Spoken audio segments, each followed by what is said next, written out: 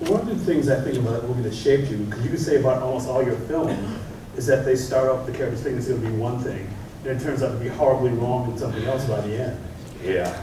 Yeah, and it's also something about just what the documentaries, because I made 3 documentaries. In fact, I was here at South by Southwest, I think in 1999 or 98 with Frat House. 98, yeah. 98 with Frat House. And even the movies, the comedies that I've done since then, for me, at least, or what I try to do, as absurd as the situations are in the films, and as insane as the things are that the guys go through in the movies, I always really try to ground it in reality. And I think that's like a really important thing for that kind of comedy. I think when they feel like it's taking place in the real world, even though absurd things are happening to them, it always gives it just a more grounded feeling. And I think comedy plays so well against reality. Of course, there's other kind of comedies like Austin Powers where everything's sort of a heightened world. But for me, the ones I've always responded to, it's like Stripes when I was growing up. The first 30 minutes or 20 minutes of Stripes just feels so real.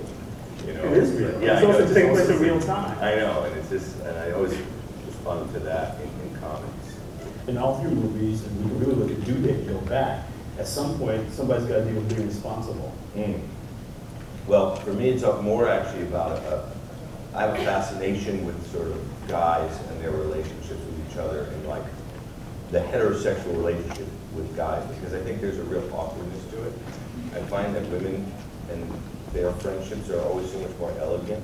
So I always found, even back to Frat House and even Gigi Allen and his band, the Murder Junkies, it's these group of guys that learn how to relate to each other in real emotional, connected ways, and they do it in such well, Frat House they did it by abusing each other. Even in my comedy films, they do it by just being, there's just an awkwardness to the way that men behave with each other. And I grew up with, you know, my mom, my 2 older sisters, and I was never really exposed to a lot of male relationships. I never went to NYU, they didn't have fraternities, so people have this thought that maybe I'm like a guy like that, but really there's always a kind of fascination with that behavior and guys that sort of exhibit that.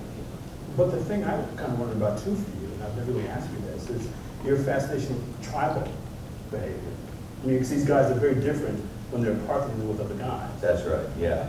And it's sort of like pulling, you know, and in The Hangover we certainly did it, and in Frat House and Old School. I think those movies tend to work for women as well as they work for men, or relatively so, because women see it almost as like a peek behind a curtain at a ritual that they're not necessarily always invited to, whether it's the bachelor party idea of The Hangover or the fraternity idea of Old School. And I think that that's why it's kind of, because I mean, really I don't know women in this room, but The Hangover really was a movie that worked with women in a big way. And I was actually surprised with how well it did. But I just asked you about doing a Hangover 2 and still wanting to be able to surprise people.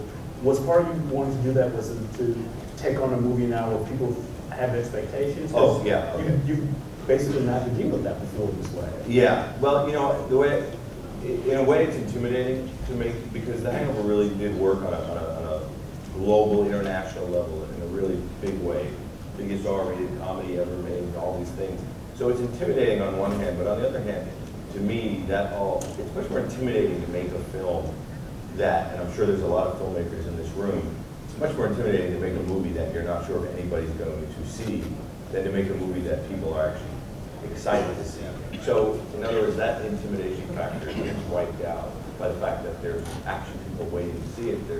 So now you have to, yes, you have to exceed their expectations, but that's a lot easier than you know, sitting in an alley at 5 a.m. in Las Vegas, shooting a funny scene, but looking at Zach after on our way back to the hotel, going, "That was great. Is anybody going to see this movie?"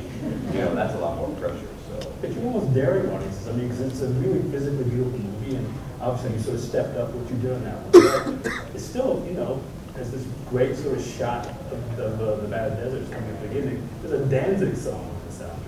Yeah, well, there's a real darkness in The Hangover, and The Hangover 2 gets even a little darker. Of course, it's still a comedy and it's funny, but there's a real dark undertone to The Hangover, which I think, you know, that goes back to sort of my early punk rock days with Gigi Allen and using Danzig, we used a Black Flag song in Old School. You know, I mean, I always There's a like cramp to do. song. There's a cramp song in The Hangover. You know, music is one of those tools as a filmmaker that you get to paint your picture with, and I take it very seriously. I love that part of it.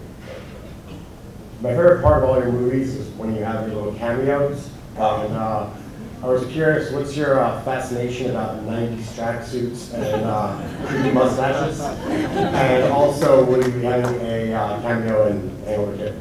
Well, that character is the same character in all the movies. His name is Barry. And in Due Date, you notice in Due Date, he's in the scene with Juliette Lewis, and Juliette Lewis's name is Heidi, which was her name in Old School, and I showed up for the gangbang in Old School, and those two kids in Due Date, if you do the math, are actually Will Ferrell's kids because he hooked up with her at the end of Old School.